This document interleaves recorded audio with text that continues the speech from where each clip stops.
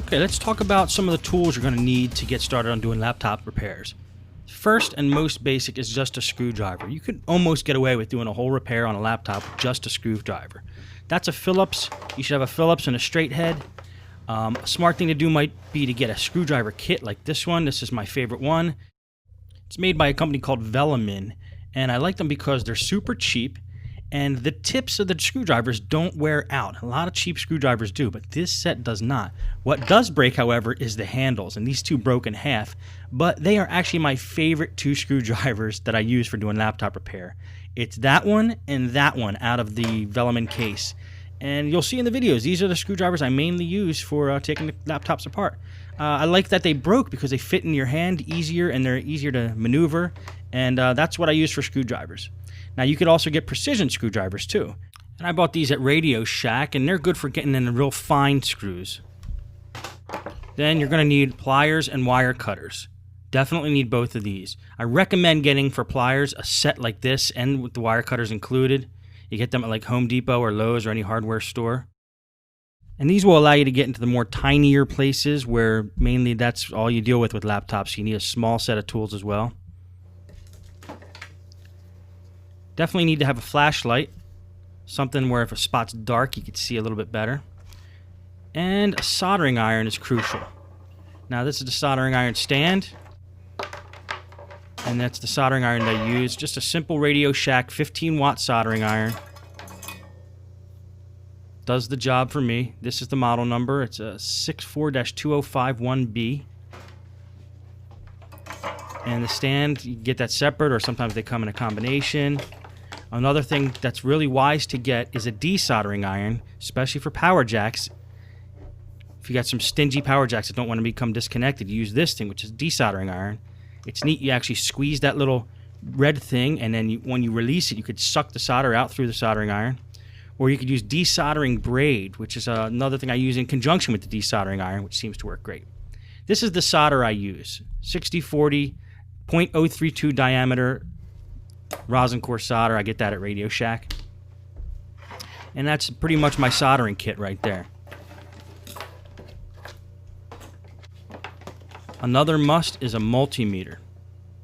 You can find these ranging from like $10 to $100. This is a Radio Shack model. Not my favorite model. The one I use in the videos is my favorite model, which I got at Micro Center for like $10, so you can find them cheap.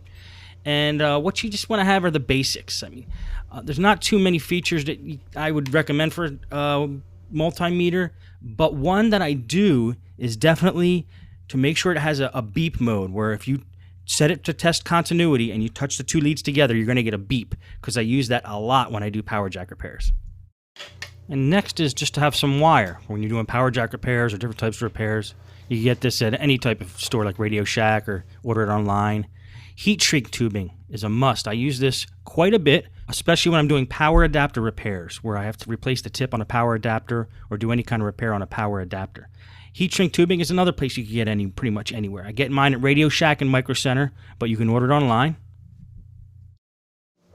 Another tool that I feel is a must is helping hands.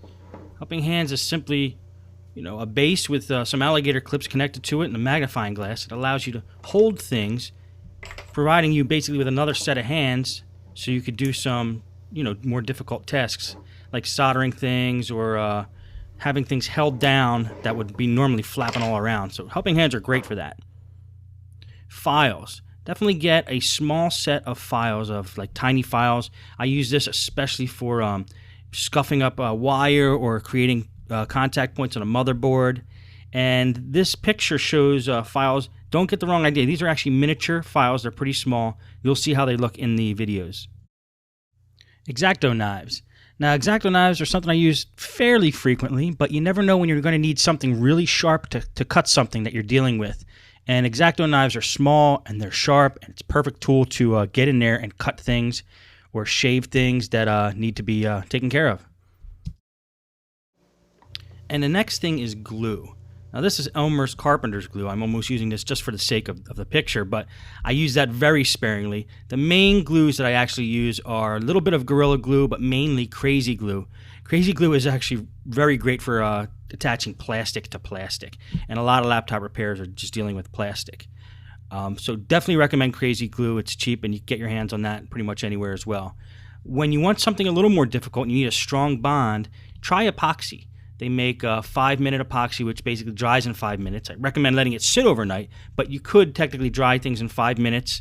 And then they make different bonds of epoxy, and we actually have to mix 2 tubes of material. And it smells pretty strong. You want to be in a ventilated area, but it does provide a strong bond. Haven't used epoxy in a while. Again, my main thing that I use is the Crazy Glue. Thermal grease. Now, thermal grease is what we use to create a bond between the processor and the heat sink so heat can flow through efficiently and dissipate. And a popular brand of thermal grease is Arctic Silver. And I have a little tube of that, and that's what I use mainly. It gets a little expensive, but you can use pretty much any thermal grease. You'll be okay. Now, you'll see in the later videos exactly how I use the thermal grease, how much I use, and this kind of thing. So stay tuned for that. Okay, now foam. I always use a piece of foam when I'm working on laptops so I don't scratch the top of the laptop when I'm working on it upside down. You can also use it with circuit boards if you don't want like a delicate circuit board to touch the surface that you're working on. I get these foam pieces usually out of desktop motherboard boxes. When you get a motherboard for a desktop, it's usually shipped in a box that has a square piece of foam under it. That's pretty much exactly what I'm using there. Compressed air. Now, if you watch these videos, you're going to see that I use compressed air a lot when I'm working on laptops. I use it to clean out dusty areas on a laptop. I also use it to blow out the CPU fan, get all the chunks of dust out of there. Also, in the heat sink for the CPU, I blow air right through the fins of that and clean that all out. Now, the only problem with compressed air is it's expensive. So if you're going to use a lot of it, I recommend using like a blower on a wet dry vac. And I talk about one that I recommend later in this video. A drill. A drill is a great thing to have if you ever need to drill holes in a laptop case, which I'll show you a couple of the videos. And get a good set of drill bits that aren't going to flake out on you if possible. I prefer a cordless drill just because it's more easy to, maneuver. It's not too unwieldy, so I use a Black & Decker for that. Screws and hardware. Every time I have some leftover screws or I acquire screws from anywhere that are small and tiny, I collect them. I put them in a small little case, store them up because you never know when you're going to need them. Now, it's nice to have a couple little cases around just to put screws and what rubber pieces and different things that you're going to be doing when we take apart laptops. Get yourself a tape measure or a ruler or something where you can make measurements or size things up if you need to do that, which will definitely happen, especially with laptop screens and that sort of thing. Get yourself a set of tweezers. Remember, you're working in very confined areas. If you drop a screw or if you need to remove a wire or get into a certain spot and you just can't do it with a pair of needle nose pliers, these are the tools you want to use. I'd buy a whole set of them so you have different varieties so you get in different areas. And definitely put some tweezers in your toolkit. Allen wrenches. Not terribly commonly used on laptops, but every once in a while you're going to encounter them. So it's probably wise to get just a cheap set of Allen wrenches or one of those all-in-one Allen wrench devices that have like 6 of them or 8 of them sticking out like this one here. Paint brushes. I use these paint brushes a lot. I think I got them at IKEA for like $7 for a whole set of them. And I use them to dust off certain parts of the laptop. It's a great thing to use as a duster, and you could always shake the dust out of them when you're done. But it's great for laptops because it doesn't scratch anything, and it gets all the dust out of the little crevices and crannies of the laptop. I love the Stinger 2.5 gallon wet dry vac, which was what this is here. Especially with the brush attachment, it's great for cleaning out keyboards, cleaning up all the dirt off of the top and bottom parts of the case of a computer. Even when you open up the computer, you can use that wet dry vac and suck out a lot of the dust that's on the inside. You'll see how I use it in the videos. Great tool to have in your shop. I definitely recommend it. It's not a necessity, but it's a good idea to have a socket set or something you can unscrew standoffs or bolts or something that's stuck onto a laptop there. And finally, if you look around, you're going to find computer repair kits that have most of the tools I talked about already in them. You get the pliers, the screwdrivers, soldering iron, a small drill in a lot of them, Allen wrenches, X-Acto knives, and tweezers. It is a good thing to have, especially if you're an on-site technician. You need all your tools in one place. So definitely check them out. You can get them at Radio Shack, Micro Center, Newegg. Any big computer store is going to have something like that for you.